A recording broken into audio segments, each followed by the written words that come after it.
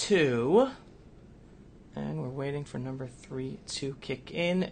Those who are coming in, we're just waiting. And we are live.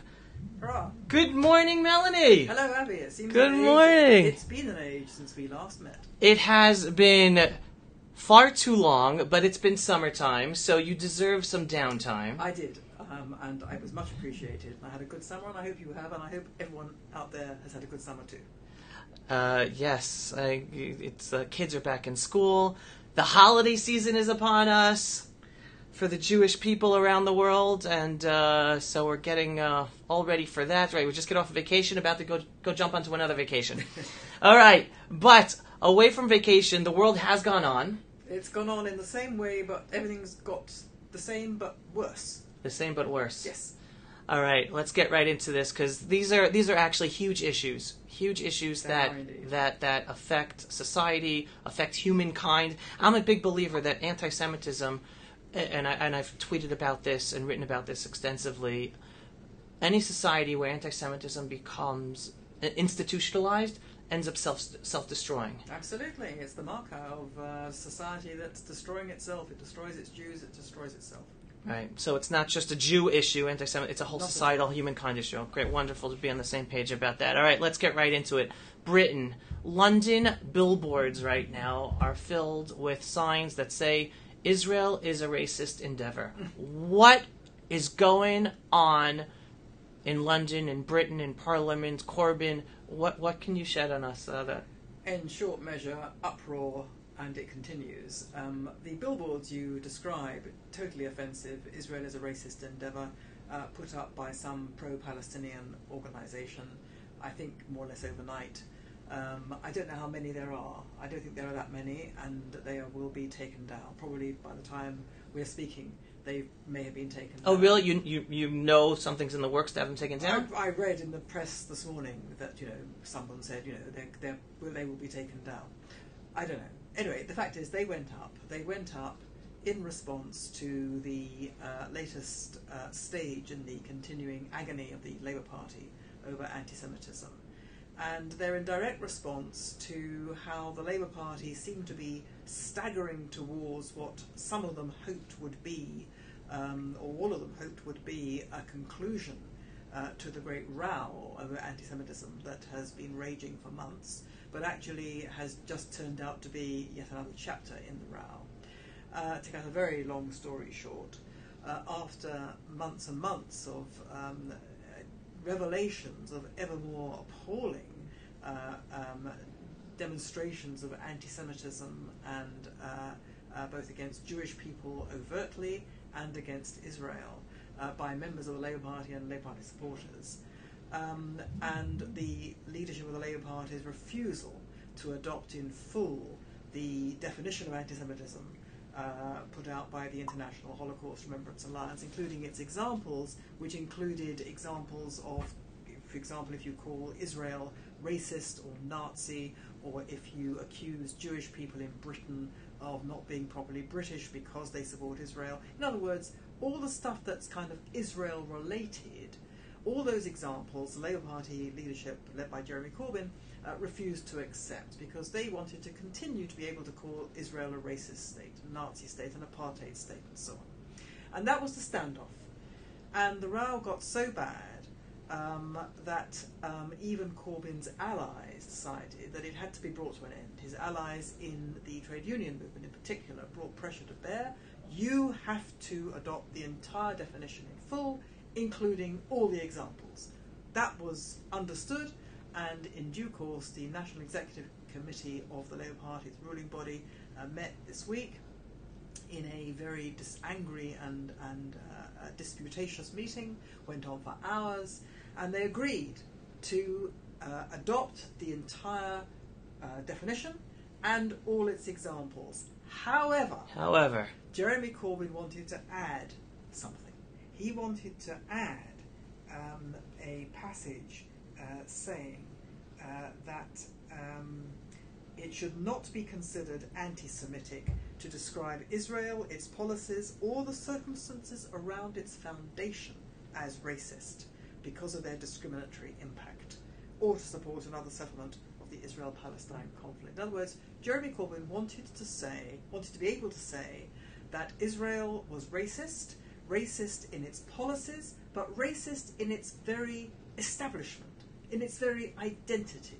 In other words, the very fact that Israel is a Jewish state, in his view, is inherently racist. In other words, what he's saying is that a crucial part of Jewish identity, which is the ability to express its national self-determination in the land of Israel, its ancient homeland, is inherently racist. And even his closest allies on the National Executive Committee said they were appalled at this. He couldn't possibly have this. It couldn't possibly be allowed to stand. And as a result, a compromise was reached in which a very brief addendum was added to the definition. Having been adopted with all its examples, the addendum basically said nothing in this should prevent freedom of expression over Israel. Now that, in the minds of many people, including myself, offers a crucial get-out clause, because it means that although they've on the one hand adopted a definition which says it's anti-Semitic to say that Israel is a racist or Nazi state, on the other hand they can point to their own addition to the code which says any expression about Israel is to be permitted, and say that is perfectly permissible. It sounds like they totally neutered it. Well, that is a very strong argument, and I think it has certainly opened the way for them to do so. And it's in response to that particular row of this week that those posters have gone up. In other words, it's an act of defiance. You know, we are going to continue to say Israel is a racist endeavour. And they will continue to say it, because that's what the Labour Party has now effectively done. Now, as you may know, I always took the view that even if they adopted the definition of anti-Semitism in full, with all its examples, without any caveats, it would not solve the problem. Right. Because the problem is encapsulated by the fact that the leader of the Labour Party is the problem. And it goes beyond the leader of the Labour Party. But you have a situation which occurred in the last over the last couple of weeks, in which it was revealed that in, I think, 2013, Jeremy Corbyn had made a video, and the video was duly excavated, in which he said, in response to a group of Jewish Israel supporters who had attended a meeting which Corbyn had been, and various other anti-Israel Israel bashers and anti-Semites were there. It was addressed by the Palestinian envoy to the United Kingdom, and these Jewish Israel supporters at the meeting had taken objection to what this Palestinian envoy had said, and in response to that, Jeremy Corbyn had said of these Jewish pro-Israel supporters words to the effect of Zionists like these didn't understand that the Palestinian envoy was being ironic, when in fact he wasn't being ironic, but anyway, put that to one side. They don't understand English irony, even though some of them have been born here and lived here all their lives. And with that sentence was so incendiary, because that is unequivocal anti-Semitism. That is the statement that people who are Jewish are not properly British if they support Israel. And that is the ancient calumny, that Jews are not properly British, or not properly part of the country that they're living in, and that they are inherently suspect because they support Jewish peoplehood, basically. So it's the ancient anti-Semitic calumny, and so egregious was this, so unequivocally anti-Jewish was this. There'd be no question about that. It's absolute anti-Semitism, and even some of Corbyn's most strong defenders on the extreme left were horrified, and it even brought out the former Chief Rabbi Lord Sachs. Right. Lord Sachs has never made any political statement at all. The British rabbinate believes that it's not their role to make political statements. Lord Sachs suddenly, he gave an interview to the New Statesman, a left-wing magazine, in which he said Corbyn is an absolute anti-Semite, He has used language which comes from pre-Holocaust anti-Semitism, and he also said, quite very strikingly, that there has been no greater offence, no more offensive statement has been made since the infamous 1968 so-called Rivers of Blood speech by Enoch Powell. This was a speech which sort of defined anti-racist activity in Britain, has defined it ever since then, in 1968, in which Enoch Powell, then a major conservative politician, destroyed his entire career by basically saying that black people in Britain, who weren't that numerous at the time, they're mainly Afro-Caribbean immigrants, that black people in Britain, there was something terribly suspect about them, and the immigration of such people would lead to major social unrest and so on. And it destroyed his career. It's considered to be, the landmark anti-black racist statement. And Lord Sachs said this statement by Corbyn is the single most offensive statement since that point. Now, the terrible thing is this, that the reaction to what Lord Sachs has said has been one of disdain by mainstream writers, columnists, commentators, who have said to Lord Sachs, he was interviewed and this was put to his face, said to his face, surely you have gone completely overboard. I mean, the statement by Enoch Powell, the Rivers of Blood speech, was really terrible, whereas this statement by Corbyn is not in the same league. And to which Lord Sachs, to his credit, said, what are you talking about? You have a situation where Corbyn has identified a section of the population as being alien to Britain, even though they're British. And the point is that to people like this commentator, they don't get that. They don't think of anti-Semitism as being that bad. That's what that tells me. And that's the really terrible thing, because the bottom line of all this is that with all this terrible row that's been going on over anti-Semitism in the Labour Party, it's been going on for months. And almost every day there's some new, fresh revelation of ever more baroque anti-Semitic comments by either Corbyn or people in the Labour Party. Polling tells us that most British people are pretty indifferent. They don't really think that it's been proved that the Labour Party has got an anti-Semitism problem. They understand there's a problem. They understand there's a row. They understand that Corbyn hasn't settled the row. They wonder why he's not being able to do so. I think maybe he's not very competent in doing so.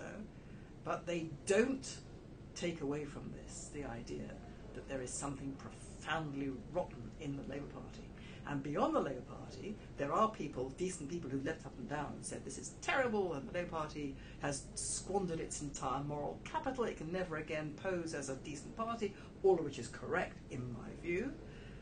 But if you look at the culture broadly, the people who run the culture, the intelligentsia, the university professors, the theatre directors, the film stars, the actors, all of whom routinely denounce Israel as racist, child-killing, military machine of unparalleled colonial aggression and all the rest of it. Not a word. Not a word. In other words, the problem is far wider than Jeremy Corbyn. Jeremy Corbyn is not the cause of this problem. He is one of its most malevolent symptoms. And would I be wrong in seeing double standard? Because here we're talking about the Jewish people, we're a different people, religion, people, nation, whatever you call it, and here you have the British intelligentsia not willing to call out anti-Semitism in all these different forms that have been coming out so blatantly. At the same time, you have a different growing population in Britain of a different religion, Muslim population, where at the smallest peep of anything, everyone screams Islamophobia. Absolutely. And then just to just dig this a little deeper, and then another difference is the British Jews are not out to change, influence, British society with the Jewish values or our religion, as opposed to what you do see in some of the Muslim community in Britain is exactly what they are trying to do, and by saying you have to respect our values and therefore don't do this or this anymore, imposing their religious system upon the greater British society, and yet no one is seeing anti-Semitism, but the establishment is calling out Islamophobia and everything. Yeah, there is absolutely a double standard as far as the establishment is concerned, but it shouldn't be overlooked that among ordinary people who are not the establishment, they don't buy this Islamophobia thing at all. On the contrary, they are beyond furious and horrified and appalled and terrified about the steady march of Islamization, the toleration of the threats that significant elements in the Muslim community have made in order to impose Islamic values increasingly upon Britain. Ordinary people see that as a terrible problem and threat. As far as the establishment is concerned, you can't talk about that, obviously, because that's Islamophobia. And in respect of anti-Semitism, it's even worse than that, because a disproportionate amount of the anti-Semitism that is now flowing so openly in Britain, and a disproportionate amount of the most vile and egregious and unambiguous expressions of that anti-Semitism is coming from the Muslim community. That's not to say that all Muslims go in for this. There's a particular commentator called Majid Nawaz, right, who is himself a reformed Islamist extremist. And he now runs a think tank, a Muslim reformist think tank, and he does shows on LBC, radio shows. And he has come out incredibly strongly against the anti-Semitism of the Labour Party, and he has spoken very, very, very bravely in defence of the Jewish community and in defence of Israel also on right. occasion. And so one takes one's hat off to him for his courage and his decency, and he's a Muslim, so one should not generalise. However, there is a very significant problem of Muslim anti-Semitism, which nobody is mentioning, and the British Jewish community leadership will not mention it. Indeed, they go on and on about how Islamophobia is as bad as anti-Semitism. Wow. In other words, someone like me, or Majid, who talks about, well, not Majid perhaps, but anyway, someone who talks about Muslim anti-Semitism, is likely to be called by the Jewish community leadership an Islamophobe. I mean, that's how crazy this is. And that's a whole other story of how, in my view, the Jewish community leadership in Britain, notwithstanding the fact that for the first time in anyone's memory, has actually stood up and put its head above the parapet and been shouting, and it has, and one shouldn't gloss over how important that is, because the Jewish community in Britain has always kept its head completely below the parapet. Nevertheless, it's not saying these things, and it should be saying them, because it's not the main source of the poison. I know, especially people in America think this is all because of Muslims in Britain. It's not. It's not. I've been tracking the eruption of egregious anti-Semitism around the issue of Israel in particular, but from which has come old-fashioned anti-Semitism as well. Right. I've been tracking that since the 1980s. Wow. It's got really one of the first. Nothing to do with Muslims. In other words, it's indigenous people, the intelligentsia, where this rot actually is at its core. And then that's being further complicated by the arrival in Britain of a significant body of people who are Muslim, who have brought with them the profound anti-Semitism of the Muslim world. So that has fed into this. So now you have a really terrible situation. Wow. I just want to give a plug for you in a different, connected to what you were just saying. You have written about the Balfour Declaration extensively, and you did research on it, and how the British establishment basically killed the Balfour Declaration as soon as it was made public, taking away all of the credit that it was in terms of Britain's credit in helping establish the State of Israel and recognizing the Jews as the indigenous people of the land of Israel. I mean, the British establishment, political establishment, has had a very, very ambiguous, to put it mildly, and a fraught relationship with the whole concept of Jewish peoplehood in the land of Israel.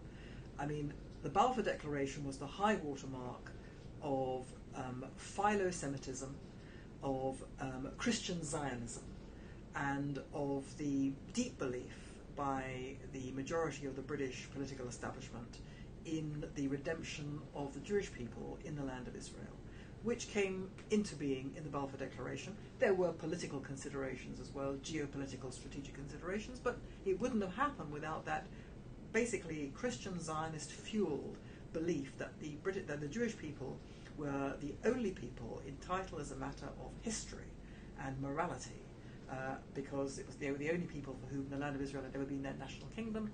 They were the only people who had the right to settle there, and they should be given the right to settle there. That was the Balfour Declaration, and it led to the enshrinement in international law, in international treaty law, under the Palestine Mandate of 1920-1922, of the British obligation to settle the Jews throughout what was then the land of Palestine, what was then called Palestine, which was a territory which stretched from the river to the sea. What is now the state of Israel, Gaza, and the West Bank. The Jews And Jordan. No, well, Jordan was hived off by Churchill in 1921, I think it was, or 1922. That was the original Palestine, right. But he hived it off. Right. So when one's talking about the obligation under the mandate, one's talking about the geography, one's talking about what is now Israel, West Bank, and Gaza. And that right has never been abrogated. Now, almost from the moment the ink was dried on the Balfour Declaration, the British official class and military class in Palestine, they were the colonial power, they were administering Palestine, they did everything they could to stop that, to reverse that pledge and to stop the establishment of a Jewish homeland in Palestine. And it's a terrible, terrible story of betrayal of the Jewish people, betrayal of international law. And in my view, and I've said this on many occasions, the British in Palestine not only sowed the seeds, but actually delivered the template for the terrible war of extermination that started then against the Jewish redemption in Palestine, against the Jewish return to their own historic homeland, which continues to this day. Right. And that's, so of course Britain's relationship as a state with Israel is marked by that very ambiguous history. All right. Sorry for the little tangent. I just thought it was an important anecdote to throw out there. All right, we're gonna go across the ocean from Britain right now to the United States of America. Yeah. And we wrote this in making the post for today's video. Yeah. And you come out with a very, very powerful and sad statement, really putting it right out there, saying that the left, the Democratic Party, is today a party of hate. Yeah. And you bring up a couple of examples that you wanted to go through, and I guess you want to start with the Cavanaugh hearing. Yes, I mean, hate is the sort of signature motif of the left, that they're against hate. We have hate crime. We have safe spaces against hate. The left is against hate. But to me, the left in America is now the party of hate. And I've just been astonished by the certain things I've been seeing day after day over the last couple of weeks in America have struck me as astoundingly alarming in this respect. First of all, the Cavanaugh hearings, the hearings to establish this man as a Supreme Brett Court Kavanaugh justice. as a Supreme Court justice. And they were hijacked on day one by a screaming mob of basically Democrat supporters who set out to disrupt and destroy those proceedings. It was a blatant attempt to hijack the democratic process. And I read today, so far, the US Capitol Police have arrested 73 people. Wow. 73 people who have been charged with disorderly conduct, with crowding, obstructing or incommoding, one with charged with resisting arrest. Now, these people are part of a nationwide campaign which is set out to disrupt the confirmation process. Why? Because they don't want Cavanaugh appointed. Why? Because they think it would shift the balance on the Supreme Court. Now, it would shift the balance on the Supreme Court because that's the American system.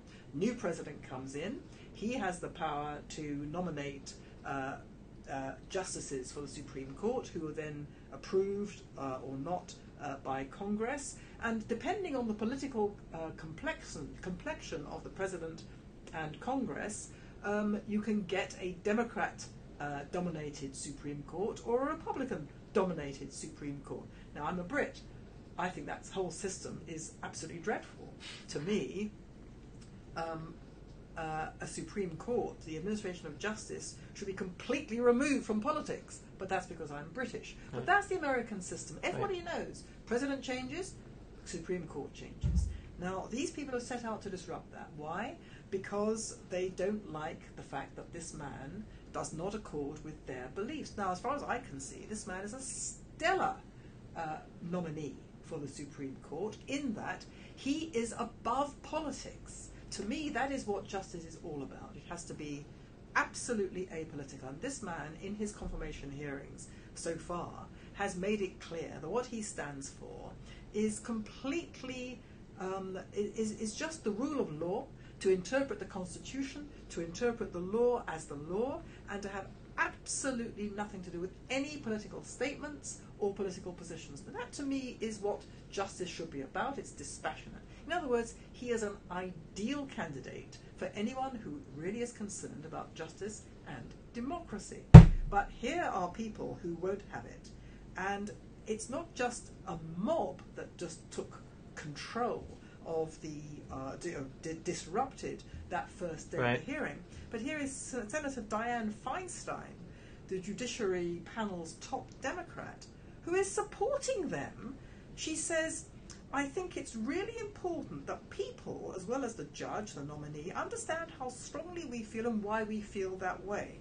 Behind the noise is really a very sincere belief that it's so important to keep in this country, which is multi-ethnic, multi-religious, multi-economic, a court that really serves the people and serves this great democracy. What she's saying is it's really important to have a judge who agrees with the point of view that I and people like me think is the only point of view in this country. That is appalling. You have a Democratic senator who is supporting the hijacking of democracy and the perversion of the very notion of justice into political partisanship and ideology. That is terrible to me. That was the first thing. I'm looking at this with astonishment. And then, in addition, there were two other events which struck me as being very disturbing. Can I introduce them? You can introduce them if you wish. Okay, and Melanie is about to tell us about the Mccain Funeral. Okay, so I'm looking at the Mccain Funeral. Now, McCain was not my cup of tea. I thought he was wrong in political terms on just about everything. Really? However, I fully accept that he is, or was rather, a fine human being who exhibited extraordinary characteristics of courage and character in captivity and responded in a way which we can only admire. And it's entirely fitting that his funeral service should have paid absolutely due respect to a man of that character and to have lauded him to the skies. No problem about that whatsoever. In my view, his political views are irrelevant. He's entitled to a funeral that says this was a man of great character and courage and so on. I read with astonishment that his funeral was lauded from one commentator to another as a supreme example of a more gracious time in America, of a civilized set of values that America had lost, and above all of bipartisanship. Because I also read that McCain had planned this funeral for a year, and he clearly planned it, in the way that it became, as a political rally against Trump. Now, in my view, that is not seemly, it is not decent, it is not proper. A funeral is a funeral. You eulogize and you celebrate and you mourn the man who has died as the man. You don't turn it into a means of hitting the current President of the United States. You don't turn it into a political rally making political statements of extreme partisanship. And that's what it became. Speaker after speaker, in a coded way, they were all basically hitting at Trump. Hey, what is this? That's supposed to be an example of the decency of American life? I've never seen a funeral hijacked in that way, to become a kind of state denunciation over several days of a sitting president. And I also read something which the family, let it be known, they denied. Who knows whether it's true, therefore, but I read that McCain and or his family had made it clear they didn't want Trump there at the funeral. Now, that was the friends of the family let it be known that wasn't true. Who knows? I don't know. But it kind of would fit with the fact that he quite clearly designed his funeral as a political rally. You read that he planned this for a year. There were reports which were then denied. There were many reports which said that he had said he didn't want Trump there. But I also read that he planned this funeral for a year. Wow. He planned it in the way that, he wanted these people to make these speeches. This is what he planned. Now that to me is not decent, not right. So that troubled me. And again, I thought this was an expression of hatred, actually. Not bipartisanship, hatred. And what do you think about Trump? I mean, this is this is like, we're all ganging up against this guy because we really hate him. That's what they were saying. We hate him. Okay. And then there was the Aretha Franklin funeral. Wait, before we go to the Aretha Franklin, I just want to touch upon, stay with McCain for a second. We all have short memories, right? And the media also likes to forget what they just said yesterday. If people go back and look at the headlines in the mainstream media in America, when McCain was running for president, he was being killed. They did not like him. That's right. Mainstream media painted him as the conservative lunatic. I know. So today, all of a sudden, they're painting him as the bipartisan prince. Because he was became of use to them as the weapon against Trump. And that's what all this is about. In other words, it's supreme hatred of this man. The hatred is so great, they will even use a man that they themselves previously despised as the weapon. That to me is hatred. And the Cavanaugh hearings are hatred also. Right. And then the third thing is the Aretha Franklin funeral. Right. Your number, and I like the way you did it because each one is a build-up. The Cavanaugh to the McCain, and now here we go. So here you have, the woman who was, the great soul singer, fantastic funeral, all kinds of dignitaries, quite right on the platform, fantastic, fine, wonderful, and she was all for respect, and that was her great song. And what do we see on the platform? Alongside Bill Clinton is Louis Farrakhan. Now, Louis Farrakhan, founder of the Nation of Islam, is, by any standard and definition, a hateful figure, a figure who has sown hate in his life and his career. He stands for overt Jew hatred. He has made statement after statement about the satanic Jews, how the satanic Jews are trying to take down the entire country. He's expressed his support for Hitler, his admiration for Hitler. I mean, you couldn't imagine a more terrible Jew hater than Louis Farrakhan. And he's a white hater. He's a hater of white people. That's what the Nation of Islam is. It's a black power, anti-white, racist movement. This man is the encapsulation of hatred. And he's standing alongside Bill Clinton, who's kind of, happy to share a platform with him. I mean, here you have a situation where, and all these other people from the progressive side of politics, all at this funeral, some of them on the platform, but none of them raising the slightest objection to Louis Farrakhan being given pride of place on that platform. And these are the kind of people who, if anyone associated with Trump is on a platform, they will no platform that platform. Right. We've seen this recently. The New Yorker. The New Yorker is about to, or has been about to hold, certainly planning, some sort of event in which the editor of the New Yorker was going to interview Steve Bannon. The New Yorker has, hates Bannon, hates Trump. The editor has spoken against Bannon, written about Bannon. Fine. So he's going to interview Bannon. And undoubtedly he was intending to give Bannon a tremendous grilling and to... Suddenly, all the other lefty types who were going to appear at this event said, if Bannon's going to appear, we're not going to appear. And the editor, David Remnick, caved. And he stopped. He decided to abandon his planned interview with Bannon. So, all these precious lefty types will not go on a platform, will not appear at the same event where somebody associated with the Trump administration in the past will be appearing, and yet they all sat there at the Aretha Franklin funeral when Louis Farrakhan, who is an unambiguous, unequivocal hater of Jewish people and white people, was happily present. So it seemed to me, and I've thought this for some time, that far from being against hatred, the progressive side of politics in America, particularly the Democratic Party, but also its hangers-on, that is now the party of hatred. Wow, it's so sad to see.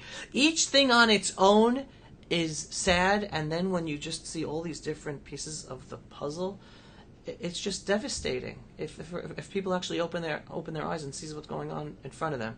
All right, so we're going to stick with the Aretha Franklin funeral, but we're going to go to an even deeper issue that came out there, which you brought up to me, and you've said yourself, no press has been given to this speaker at the Aretha Franklin funeral. Okay, well, there's been a certain amount of press, but it's been very disobliging, and it's been very downplayed.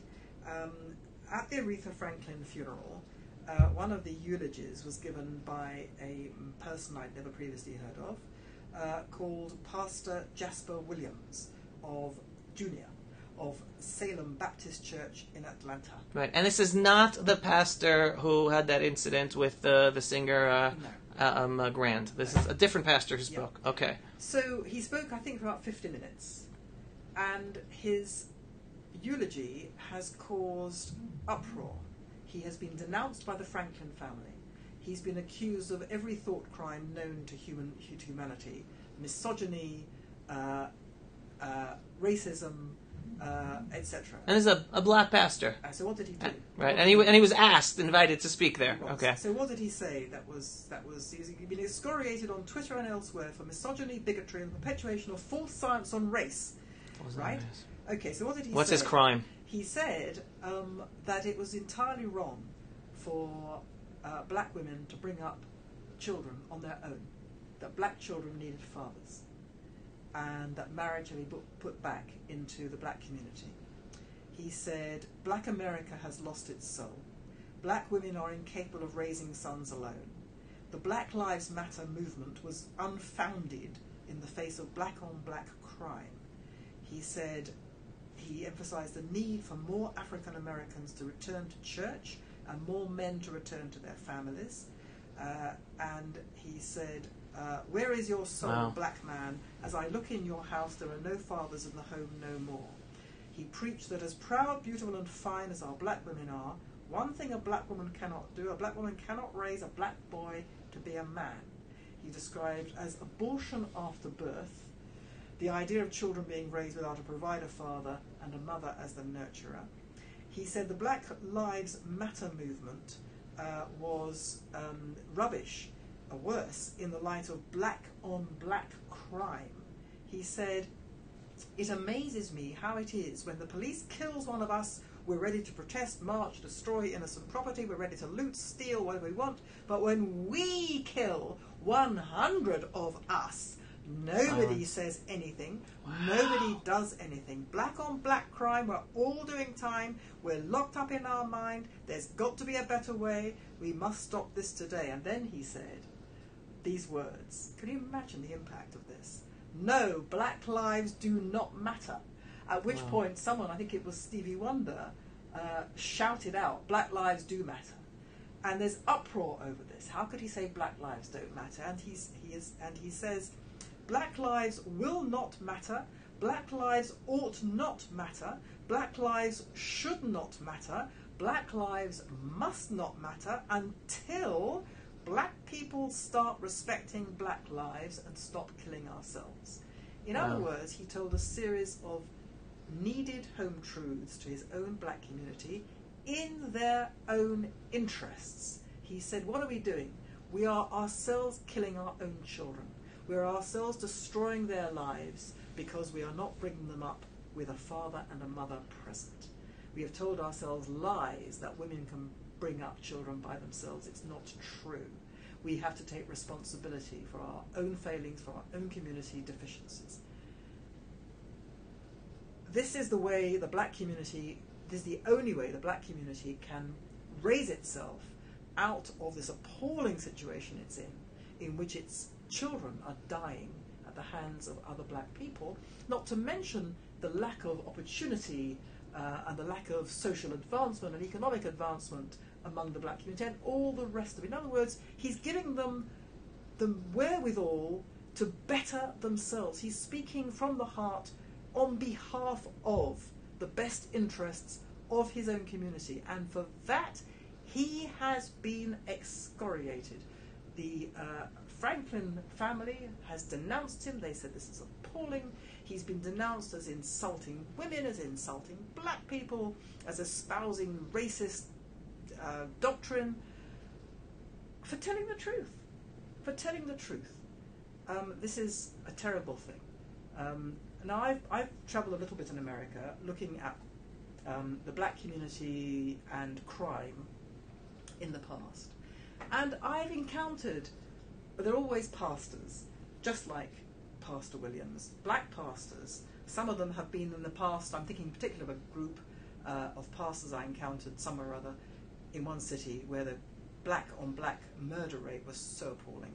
And these black pastors, they'd been themselves hoodlums. That's how they were brought up. And they came out of it. They'd all come out of it, and they devoted their lives to turning this round, and they did turn it round. They did turn it round. But it's the same message. Tough love. You know, we take responsibility for our own problems. They said to me for all those years, we blame white people. We blame white people for everything that was happening to us, for killing us, for destroying our lives, for destroying our prospects, for destroying our education. It wasn't true. It wasn't true. It's us. We have to take responsibility. And once they said that, once they started to do that, they turned everything around. The murder rate went down to virtually nothing. Boys were being given job opportunities, educational opportunities they'd never previously had, and so on and so forth.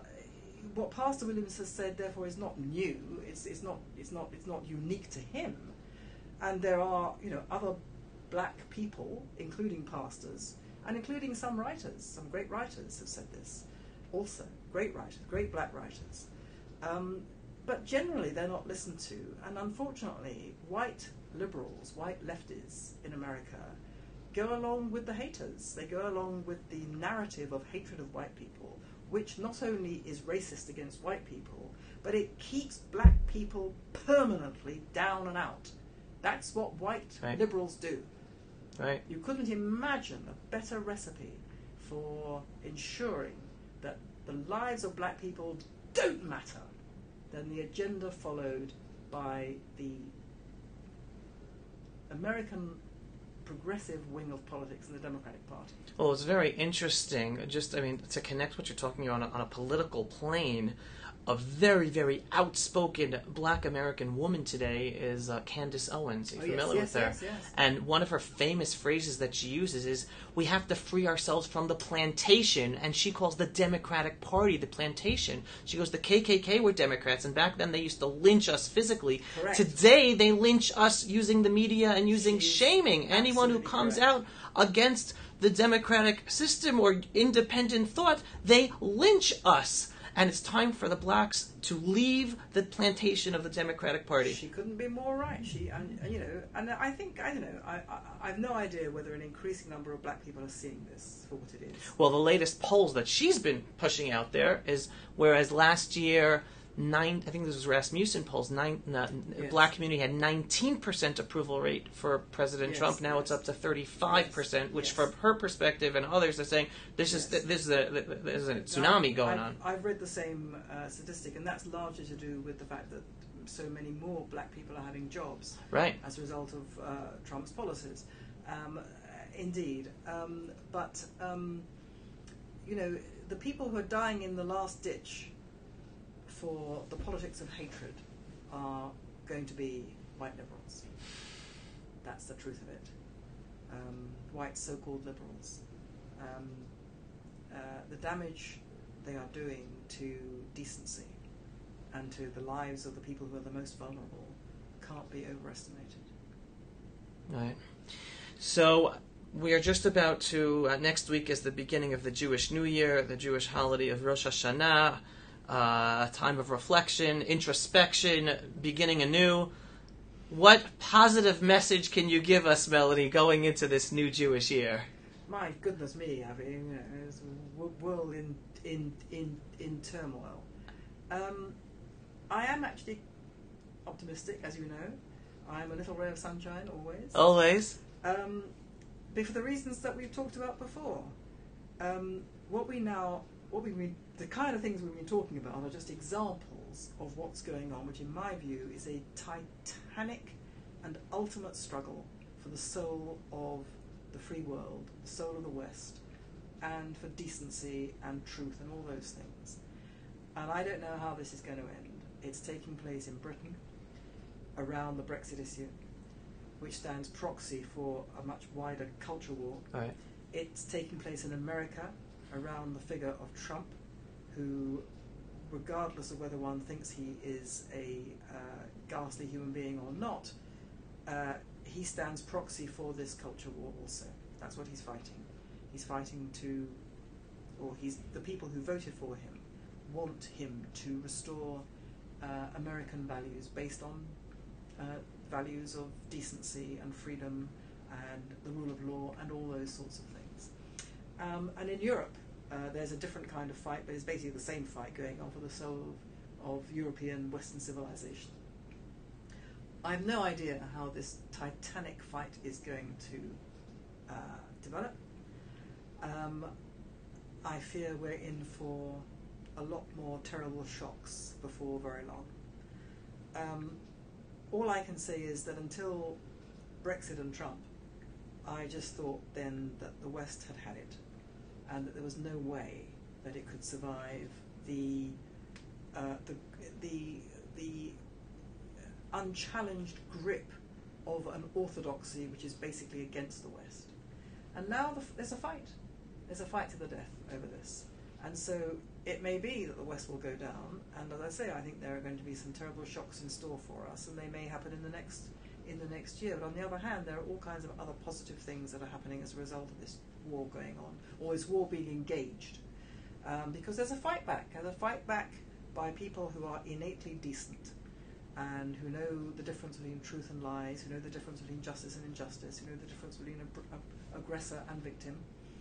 And they are fighting for truth and decency, and that is a great thing.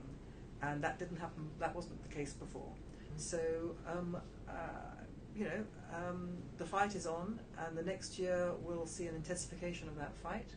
And what I can say is, may truth and decency and conscience win out sooner rather than later. Amen. Amen to that. Amen to that. All right, everyone, thank you so much for watching today and listening in to Melanie. If you are not yet a subscriber of Melanie, go to melaniephillips.com. Sign up for her weekly newsletter so you can get these updates.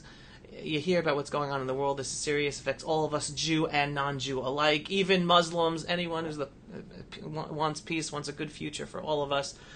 Definitely tune into what Melanie has to say. MelaniePhillips.com. Go visit, sign up. Melanie, it should be a good, healthy new year.